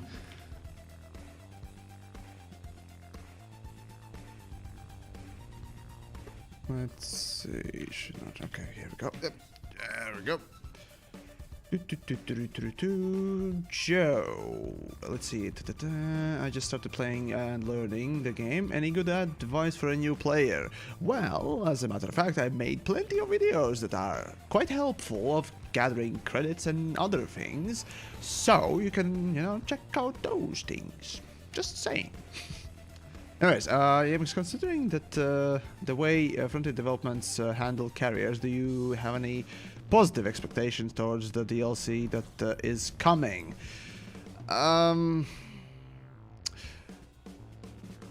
See, my only expectation at this point, I'm not even sure about that's a good question though. Right, so my expectation, right, so what I want is to see whatever they bring in, at least that it's coded well, that it, you know, doesn't break the game, that it doesn't make you crash constantly.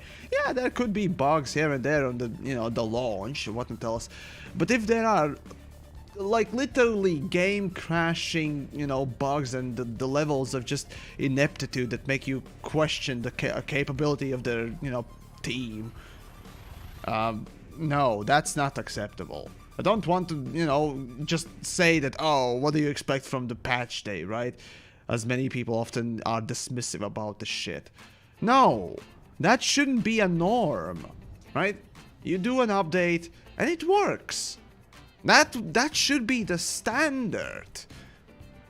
Yes, we can give a leeway on, you know, some niche bugs and things that are hard to replicate, but, you know, super rare.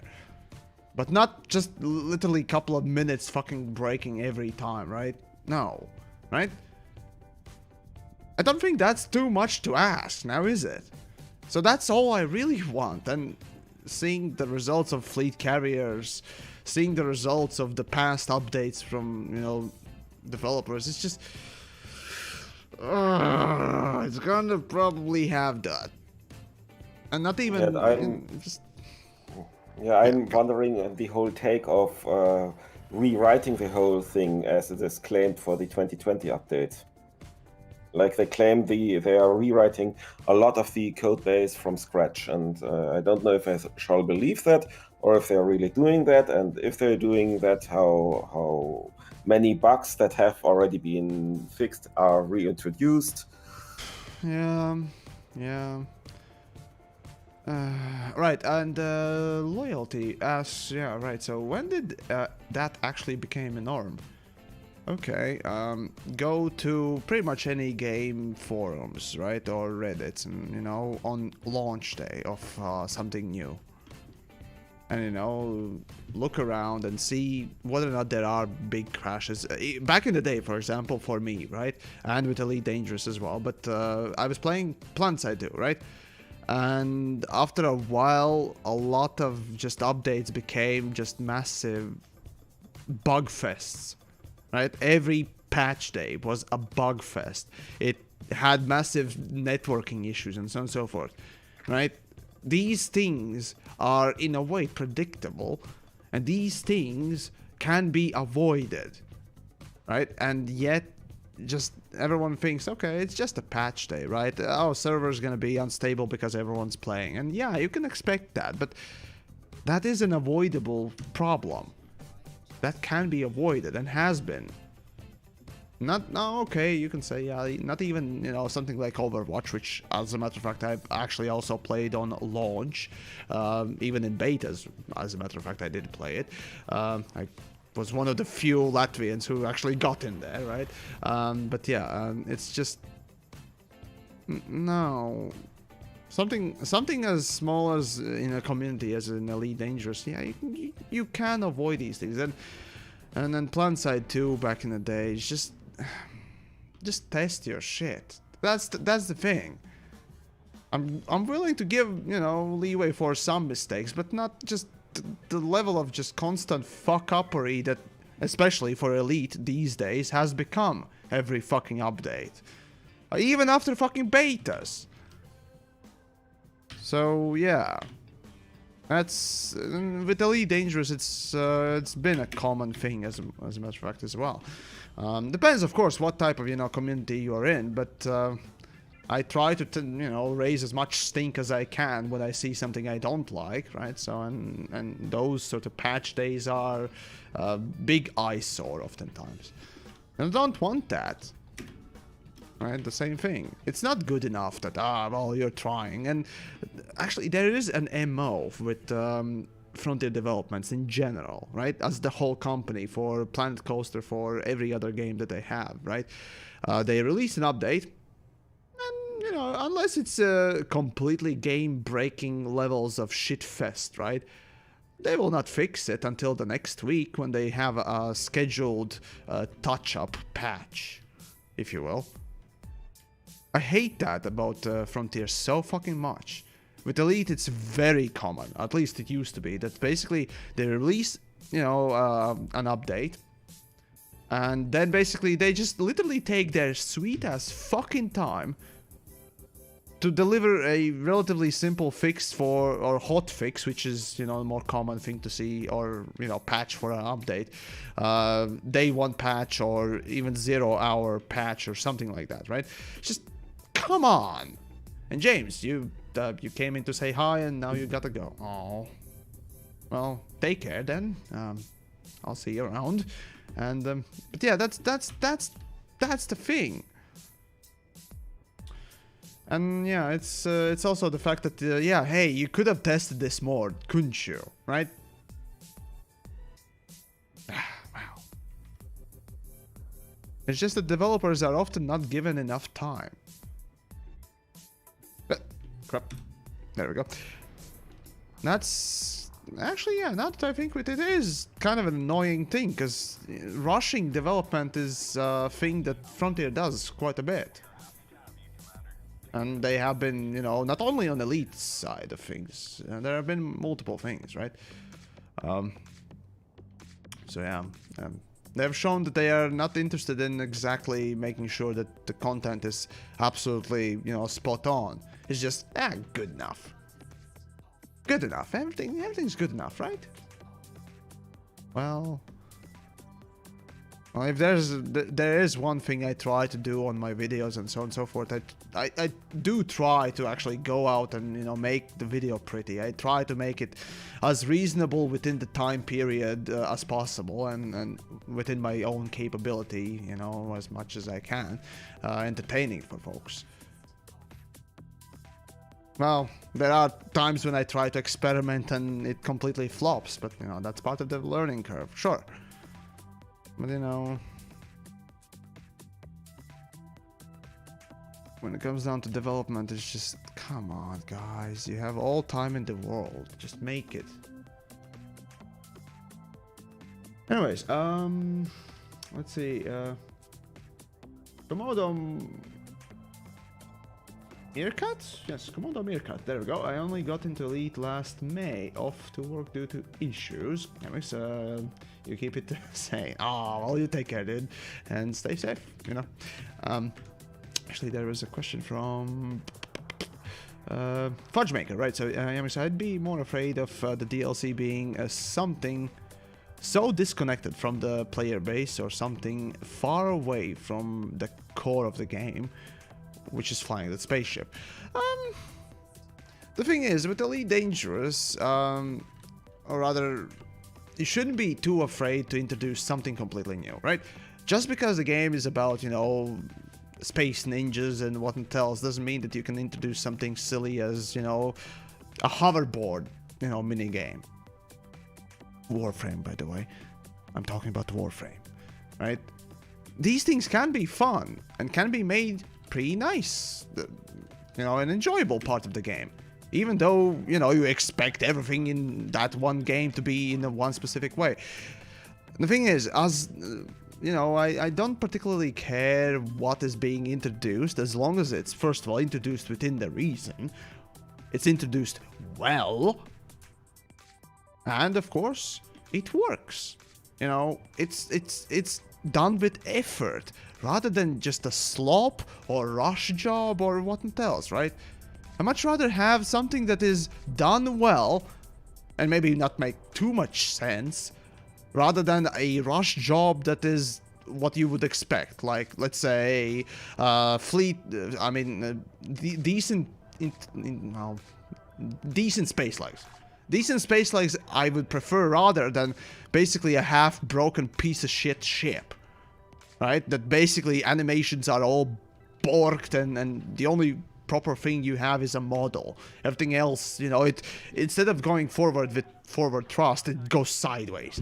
Right? No thanks. I much rather take something that is maybe, you know, something that people don't like or what else and give it a chance that works than actually just have a half-baked garbage that you'd expect or want. And you never know, you know, that's the thing about both videos, movies, literature, and entertainment in general, as a matter of fact. It's very common that, you know, the fans expect the same sort of thing, but the thing is, eventually you do, you know, get predictable, and oftentimes you also go and just get bored because it is predictable, even though you say you want it. That's the interesting thing. Oftentimes, well, something completely new or, well, dynamics between the thing you expected and something that you didn't can bring in a new life into something that you previously liked and didn't know that you would like to have. You know, there is that as well. Anyways, let's, for the last 20 minutes or so of the stream, let's go into a PvP, shall we? Let's do, okay, so I said I would be going in a Sidewinder, so Sidewinder is here. Oh, oh no. Regen sequence, folks. This is a Heelys for Feelies. Golden dumpster fire. Oh boy, oh boy, oh boy. Right, I should probably re-outfit it a bit differently then.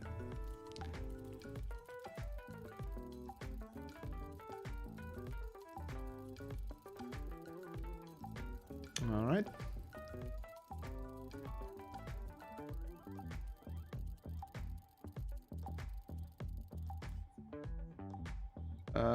Guys, we forgot the fleet carrier. Someone, hold on. Someone add some numbers. Some more numbers and cut that station in half. Boom, fleet carriers. Actually, you're not too far away from the truth there. Yeah, you're actually not too far from that though. Yeah, the fucking fleet carriers, man. Just like the pilot, I didn't want them. I really didn't want them. I didn't care for them. So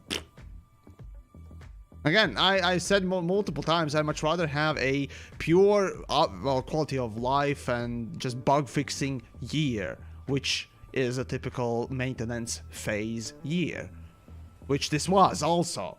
But no, instead we got, you know, the feature from the last fucking year that they didn't even know what the fuck they were doing with, and lo and behold, it basically generates the most negative fucking press in at least a long while, if not ever. Fucking piece of crap. Well, anyways, let's go shooty, bangy, something. Yes, store. This was not engineer, so might as well fuck off. You promised ice shaders. For God's sake, release it already. I agree. Honestly, I would like to see what the ice planet thing what happened at least to it, you know. Fuck it. If you don't want to introduce it in the game, just, you know, show what you managed to make and why you are not able to put it in the game, right? Fuck it. I'll take that. Because that was the more interesting part for me, right? I wanted to see ice planets be actually redone a little bit at the very least. Yeah, but oh well. Let's see. Yeah, sure. Why not? Burst laser. Let's see. Another burst laser? Sure. Why not?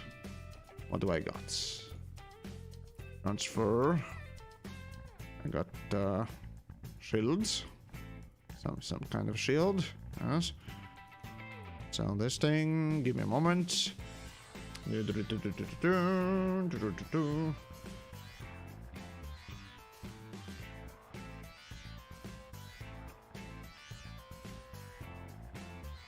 Can you get a space sim without bugs and...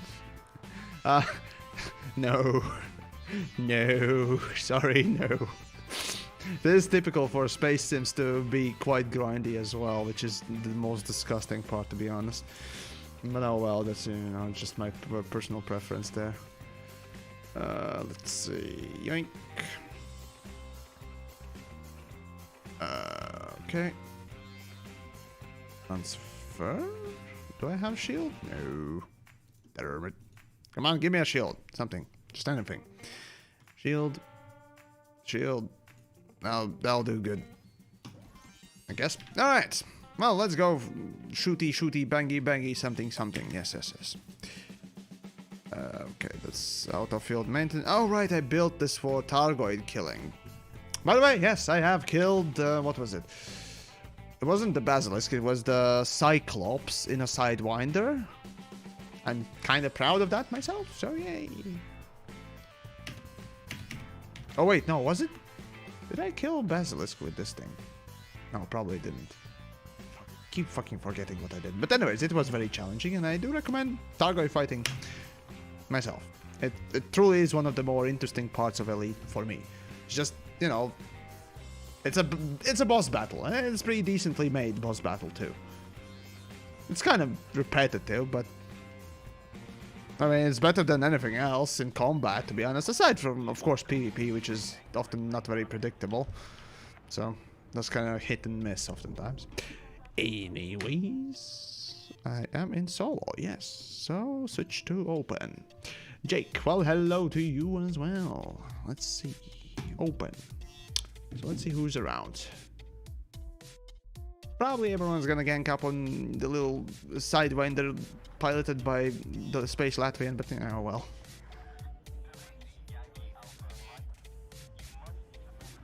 Brian, well, the scouts are meh.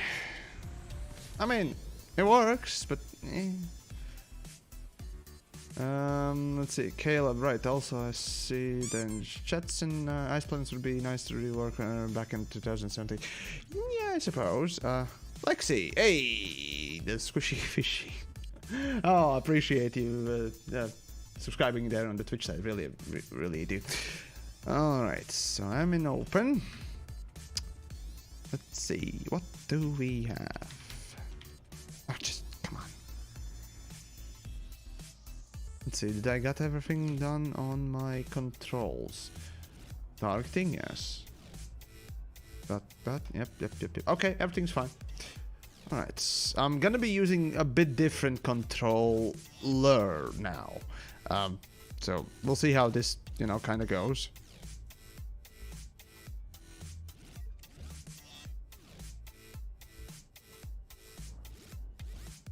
come on, which was the button for it? Oh. Oh, what?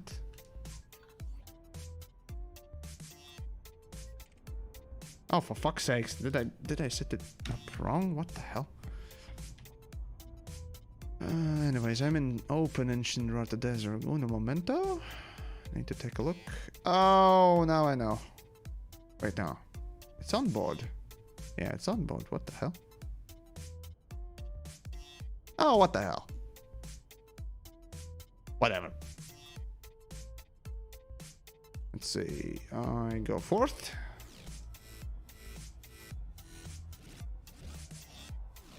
Yep. Yep, that works. That works. That works. Okay, good, good, good. Everything is working fine. Let's see anyone in the open though. Curious. Maybe I am Shadow Band. Oh no! Kick some ganker butt. Oh well, we'll see about that though. But oh well. Let's see. No friend request. No friend request. Okay.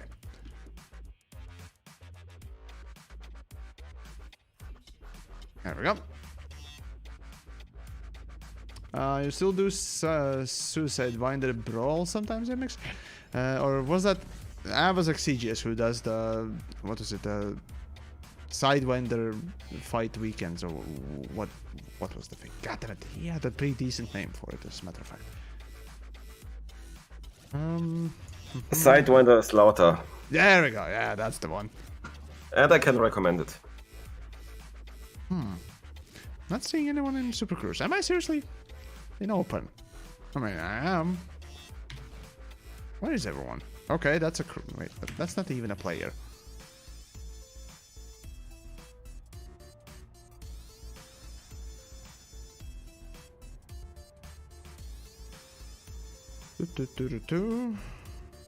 There's a hollow blip. Oh yeah, there's someone. Aha! Whoop-dee. Oh wait, no, I don't have a... Ah, there we go. Let's see.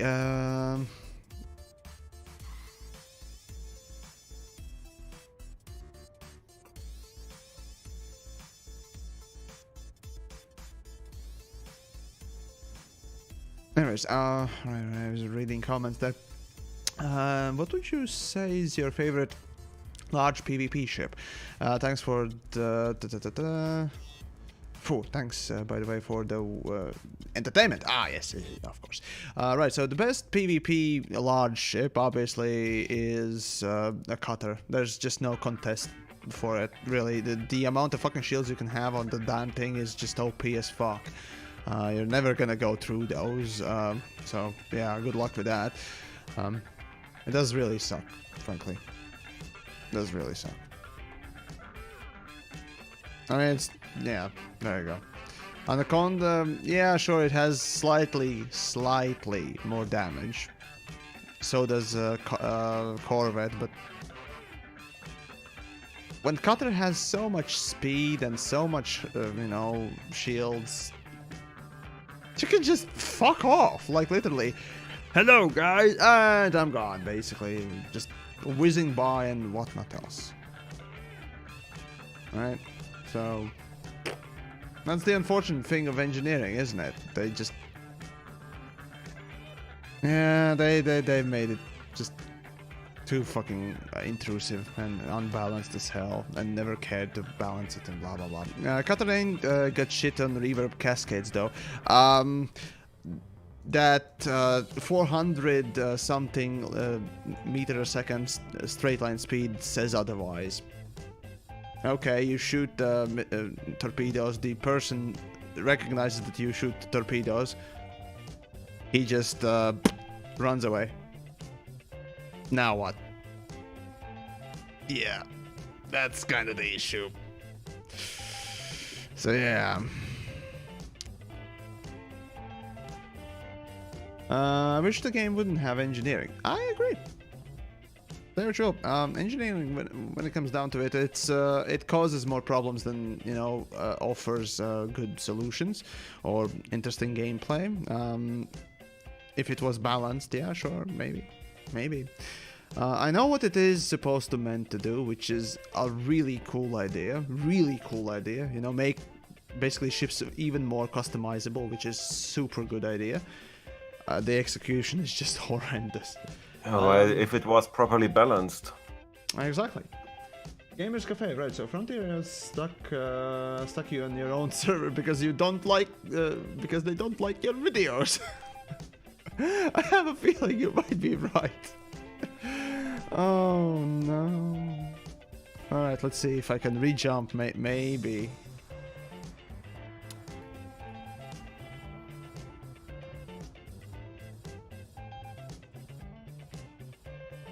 Oh damn it, I don't have flight assist off.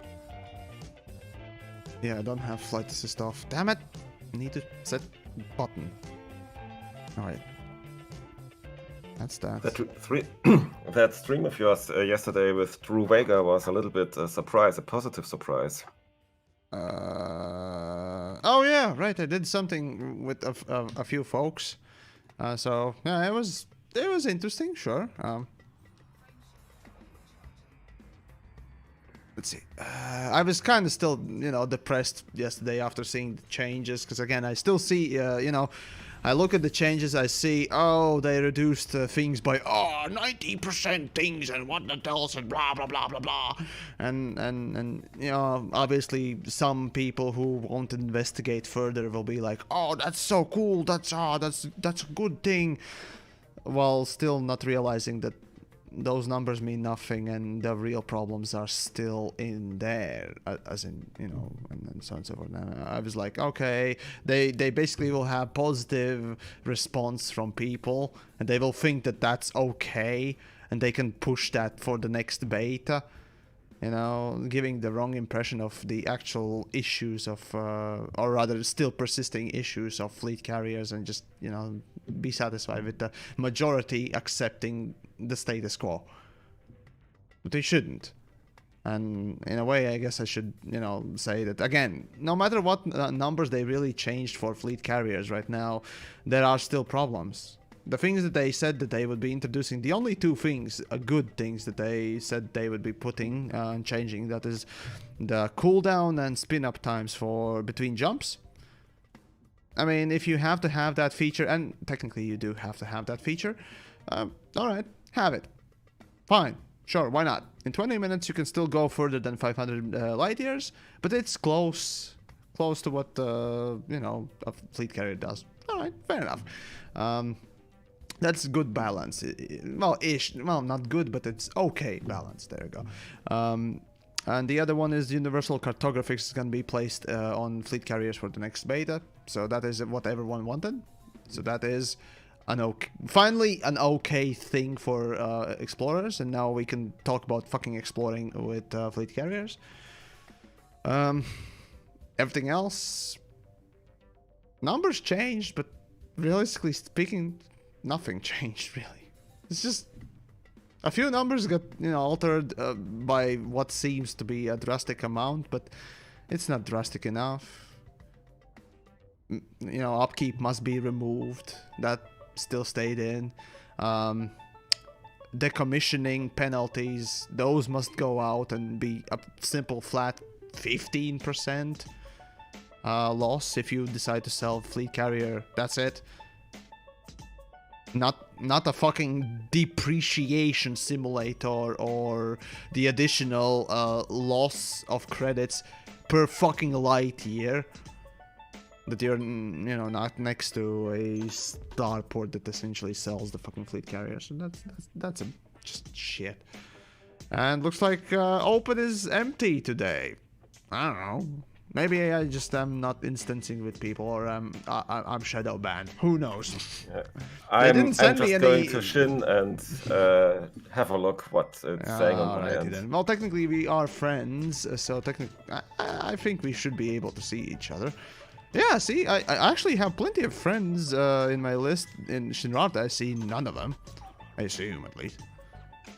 See, I'm not going for a wing. Sorry, dude. Not going for a wing. I don't know, maybe I... Okay, I see somebody in... Maybe I actually need to go to... the starport. Fuck it, I'm gonna return to the starport. Maybe I'll start seeing people. Who knows? But regardless. If upkeep stays, and trust me, my cynical self is right now telling myself that upkeep will stay. Why? They need upkeep and decommissioning as the game loop. That is the primary game loop for fleet carriers. Upkeep is so integral to actually, quote-unquote, having a point of fleet carriers and its gameplay that it's not going to be removed. That's the saddest thing, but we still should push for its removal. We must not give them an inch. It's just, no. Worst case scenario is, yeah, again, it stays in, and that's pretty much what's gonna happen. I don't know, maybe I'm too hopeful, perhaps. You know, I want fleet carriers to actually, you know, at least fleet carriers can be decent, you know? I want at least that much. I'm not asking for a lot, for fuck's sakes. Yeah, well, anyways, come to play a decent, let's kill some Tarkers. Ah, well, sorry. Oh, well, hello. Who am I?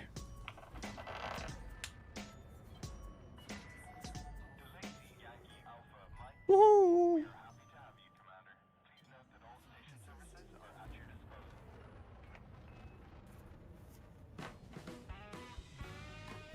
Okay, I'm starting to see people here, so not shadow banned, so that's good. Oh well, alright, fine. It's been 2 hours and some minutes, so I'm gonna go through the chats and see what's what, and I guess that'll be basically it for the stream for today at least. Oh, come on, there we go. Right, so, Galactic Overlord, right, so Yamiks come to play this, yeah, sorry, no, if they can take out upkeep, then eventually everyone will own a carrier. Yes? So what? Isn't that a good thing? Like, isn't that a good thing that everyone would eventually get their own, you know, big station? Why not? Right? Fuck it. I mean, Elite doesn't have an in-game economy anyways. It's all controlled by the algorithm anyways. So, yeah. It's just, you know, if you can actually grind the game for such a long time to have a fleet carrier, take it. Enjoy it. Who knows, maybe you'll play even longer. And that only is a good thing. It's not like it affects markets anyways. It's not like it affects anything else. I mean, okay, fine. The selling in stations and what else because of the massive cargo capacities is potential problem, I see. And, oops, sorry. And the commodity market is also, you know, the transferring of credits is kind of an issue as well, and so on and so forth. But the idea of that, okay, if you play for long enough, if you play enough, you're gonna eventually get that big thing. And why not? You know, at the end of any game, I'd much rather have a big fucking dildo bazooka, right? And just have some stupid fun. Do something, you know, that eventually I'm like, fuck it. I'm not interested in anything else anymore, so might as well explore some super niche things before I put it down, right? That's it. That's how I see fleet carriers. And some people will use them, actually, usefully. Who knows? Yamiks still raving about fleet carriers. Love it. Yeah, I do try. And anyways, what else we got? Kraylog, hey, nice to see you, dude. Do that, whatever. Sorry. Dirty Dog, right? So the powerful and mighty Yamiks logs into the open and community all goes solo in fear. Yes, I'm so great, I'm so powerful and amazing that no one's coming to kill me in the Sidewinder in open. I don't know what's wrong. Elias, I'm going to come get Yamiks. Well, you kind of missed that window there, but oh well. Fine. Well, Anyways. I'm an easy target now because I'm not playing with the control scheme I'm used to, and I'm flailing around like crazy. So no does not have good hand-eye coordination now. I see what you mean there. Dimitri, hey Yamiks, Zdarova. Yes, there was an info. There was an info on Frontier's great update this year? Question mark. Right. So you mean the next era or the end of the year update thing? Not yet. I assume that information will come after a fleet carrier update is released on June. So after June, we might start. Yeah, actually. It is in time for Gamescom. I assume the original idea was for them to put the announcement for the next, or at least the first reveal, to be put around the time of Gamescom. So that's August, give or take. Do I speak Russian? Да. Не понимаю по-русски, блядь. Что ли?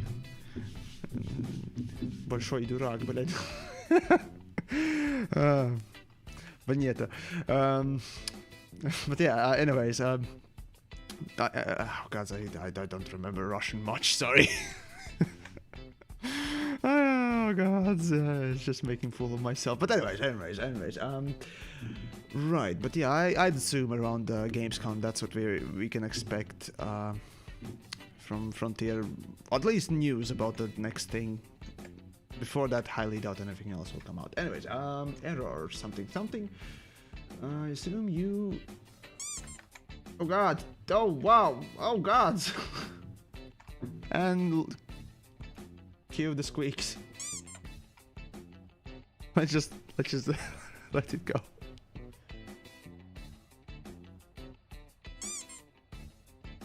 And I think one more.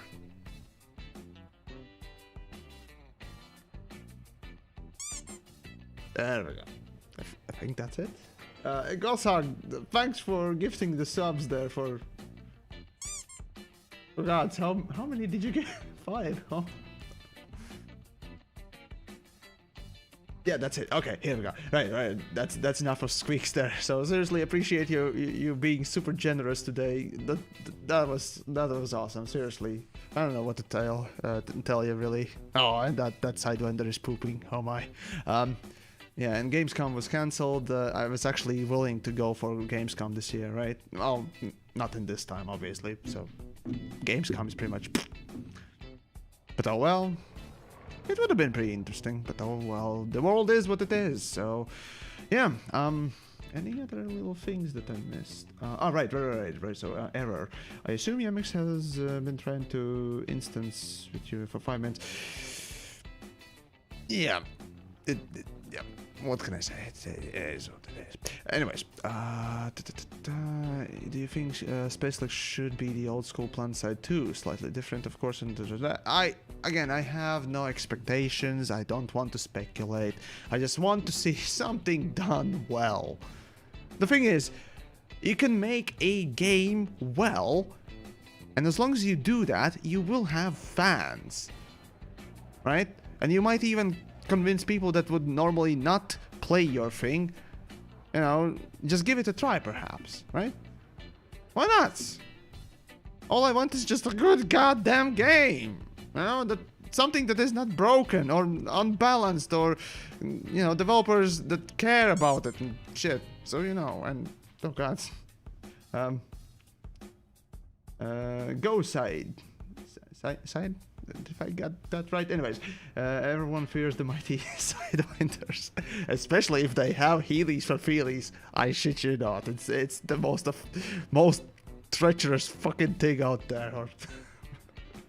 Anyways, guys, really appreciate you watching today, and basically stay safe inside and all that wonderful stuff, and watch my videos and all that wonderful stuff. Join the Discords. We got people doing things, and if you want to find someone to play something with, I mean, there are channels to ask for that too. Anyways, for now, I'll bid you adieu for this evening, as the people are humping my windshield, which is nice. And don't give developers an inch.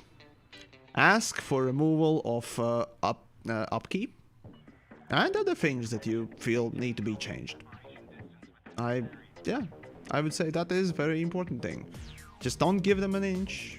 Never settle for just good enough. We can try and see where that leads us. Maybe it will, eventually be something good. And Draw Eternal. Oh, well, thank you for your support there on the YouTube's join thing. Yeah, YouTube's thing. Well, anyways, but yeah. Anyways, I'm already mumbling there. Anyways, yeah. So I'll probably stream. Let's see. Yeah, probably we'll stream tomorrow. And yeah, there you go. You get Squeak. And yeah. Saturday, I'll have Space Waste News as well as Stellaris stream with DJ, hopefully.